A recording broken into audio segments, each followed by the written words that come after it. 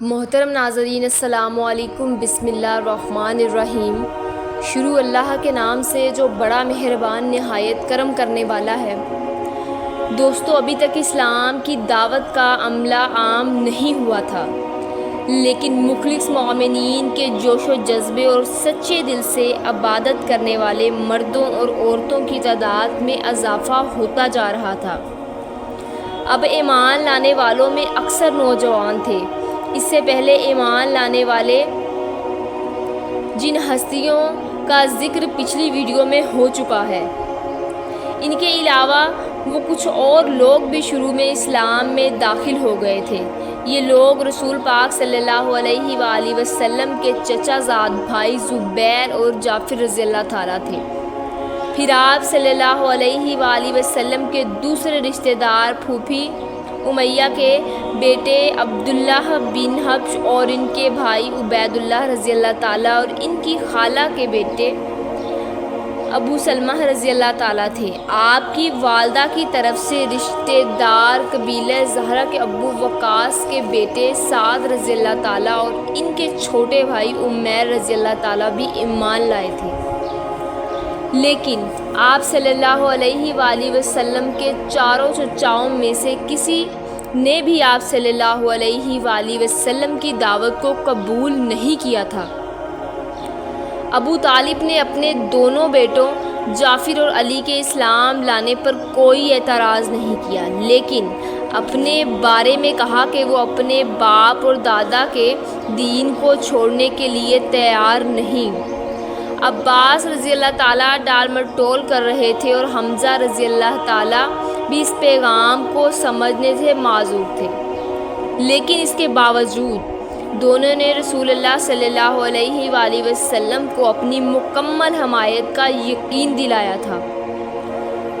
ابو لہب نے البتہ بغیر کسی لحاظ سے کہہ دیا تھا کہ اگر اس کا بھتیجا دھوکے باز نہیں تو دھوکے کا شکار ضرور ہے۔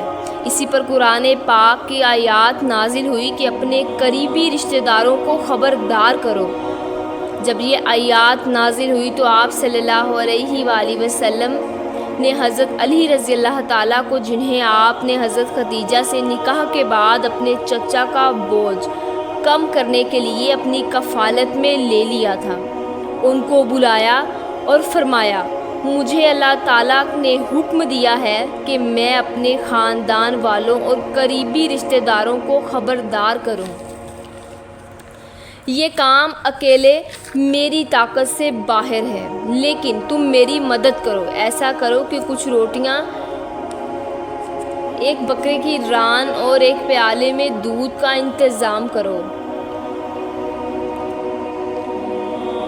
اور بنی عبد المطلب کو دعوت دو۔ حضرت علی رضی اللہ تعالیٰ نے حکم کی تکمیل کرتے ہوئے قبیلہ ہاشم کے تقریباً 40 افراد کو جمع کیا، جن میں رسول پاک صلی اللہ علیہ وآلہ وسلم کے چچا ابو طالب، عباس، حمزہ اور ابو لہب بھی شامل تھے۔ آپ صلی اللہ علیہ وآلہ وسلم نے حضرت علی کو حکم دیا کہ کھانے کو مہمانوں کے سامنے پیش کرو تاکہ وہ اپنا پیغام ان تک پہنچا سکیں۔ حضرت علی اس واقعے کی جو تفصیل بعد میں بیان کی، وہ ان الفاظ میں کچھ یوں تھی۔ رسول اللہ صلی اللہ علیہ وآلہ وسلم نے فرمایا کہ جس کھانے کا تم نے انتظام کیا ہے وہ لے آؤ۔ پھر آپ صلی اللہ علیہ وآلہ وسلم نے بسم اللہ الرحمن الرحیم پڑھی۔ پھر آپ صلی اللہ علیہ وآلہ وسلم نے گوشت کے ٹکڑے کو لبوں پر لگایا اور پھر واپس رکھ دیا۔ پھر سب لوگوں نے باری باری خوب پیٹ بھر کے کھایا۔ سب کا پیٹ خوب بھر گیا، مگر کھانے میں کسی قسم کی کمی نظر نہ آئی، سوائے انہیں کہ کھانے والے ہاتھوں سے کھانا بکھرا ضرور گیا۔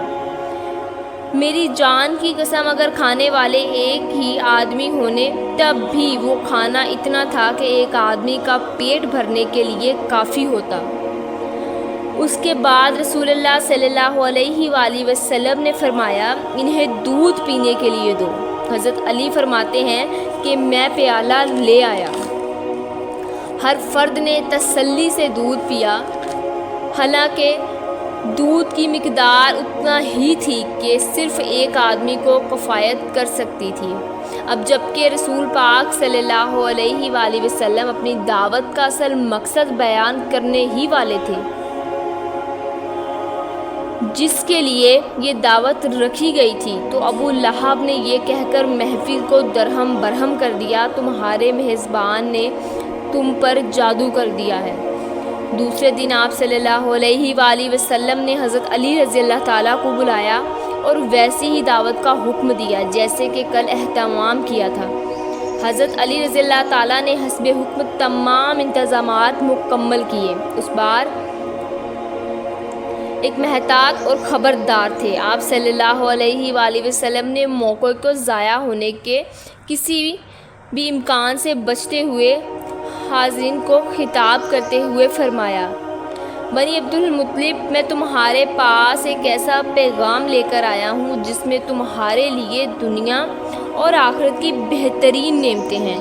تم میں سے کون ہے جو میری مدد کرے گا، میرا بھائی بنے گا، میرے کاموں کو عملی جامہ پہنچائے گا اور تمہارے درمیان میرا جانشین ہوگا؟ پورے خاندان پر ایک سناٹا چھا گیا۔ حضرت جعفر اور حضرت زید بھی خاموش رہے۔ انہیں معلوم تھا کہ اس وقت ان کا اسلام زیر بحث نہیں، بلکہ اجمتاح کا مقصد دوسروں کو اسلام کے دائرے میں لانا ہے۔ جب خاموشی زیادہ طویل ہو گئی تو 13 سالہ حضرت علی رضی اللہ تعالیٰ نے خود کو بولنے پر مجبور پایا۔ وہ کھڑے ہوئے اور عرض کیا، اے اللہ کے رسول، اس نیک کام میں آپ کا مددگار بنوں گا۔ رسول اللہ صلی اللہ علیہ وآلہ وسلم نے حضرت علی رضی اللہ تعالیٰ کی گردن پر اپنا مبارک ہاتھ رکھ کر فرمایا، یہ میرا بھائی میرا منشا کو تکمیل تک پہنچانے والا ہے اور تمہارے درمیان میں میرا جانشین ہے۔ اس کی بات کو غور سے سنو اور اس کی اطاعت کرو۔ مجلس کے لوگ ہنستے ہوئے کھڑے ہوئے ابو طالب سے مخاطب ہو کر کہنے لگے، لیجئے اب سنیے، یہ آپ سے کہہ رہے ہیں کہ اپنے بیٹے کی بات سنو اور اس کی اطاعت کرو۔